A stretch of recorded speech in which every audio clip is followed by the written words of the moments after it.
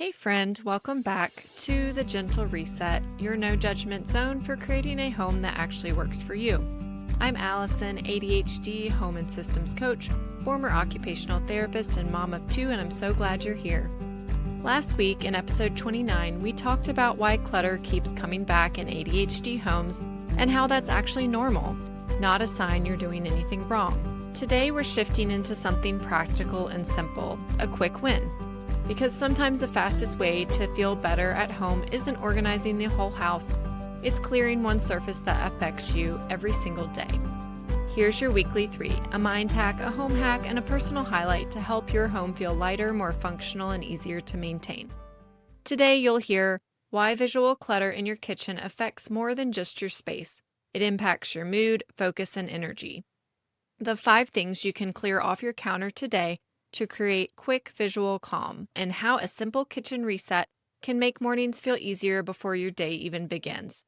Next week, we're talking about why maintenance, not starting over, is what actually keeps ADHD homes working long term. So make sure you're following along, and I'll see you there. Let's jump in. Here's the mindset shift I want you to hear today. A cluttered kitchen isn't just visual noise. It creates mental noise too.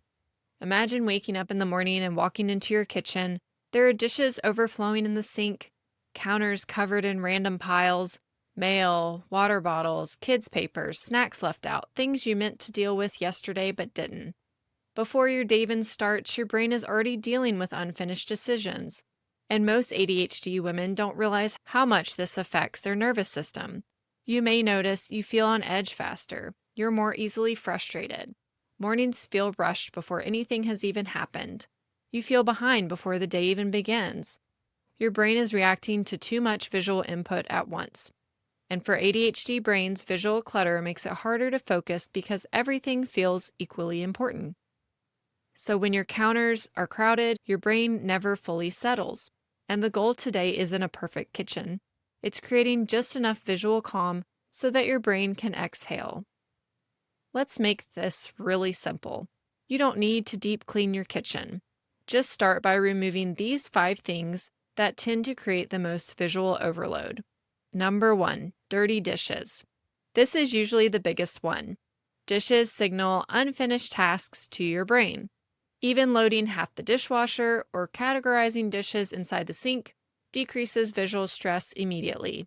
Number 2, paper piles.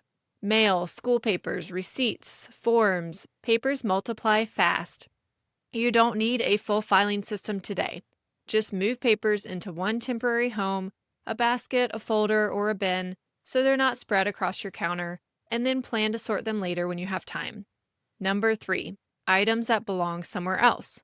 Water bottles, toys, random household items. Counters often become a dumping ground for things in transition.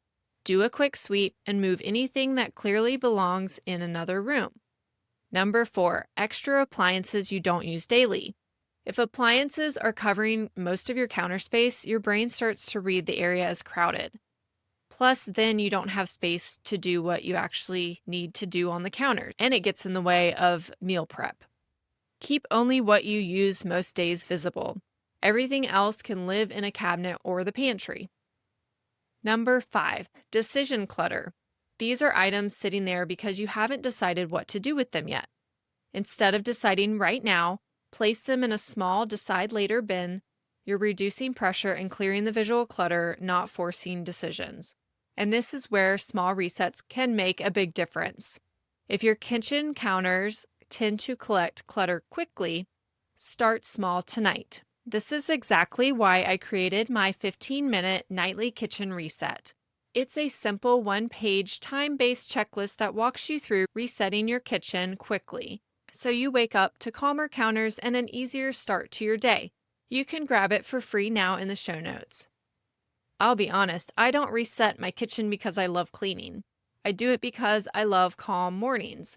So when I come into the kitchen and the counters are clear, dishes are not piled up in the sink, and things are back in place, my brain doesn't feel like it's already playing catch up. There's less rushing, less snapping at my kids, less trying to do 3 things at once while we are trying to get out the door on time.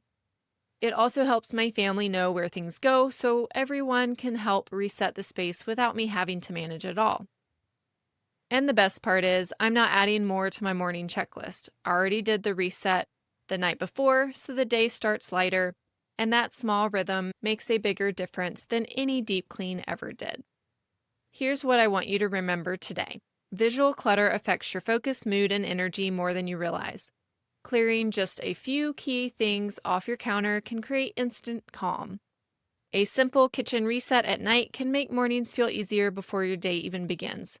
And before you go, don't forget to grab my free 15-minute nightly kitchen reset linked in the show notes. Well, that's it for today, friend. Thank you for being here and spending this time with me today. If this episode resonated with you or you've been listening for a while, I'd love it if you left a quick review or shared it with a friend. It helps more ADHD women find this kind of support too. Remember, one small shift at a time creates momentum. You're doing better than you think, and I'm so proud of you. See you next week on The Gentle Reset for another weekly 3.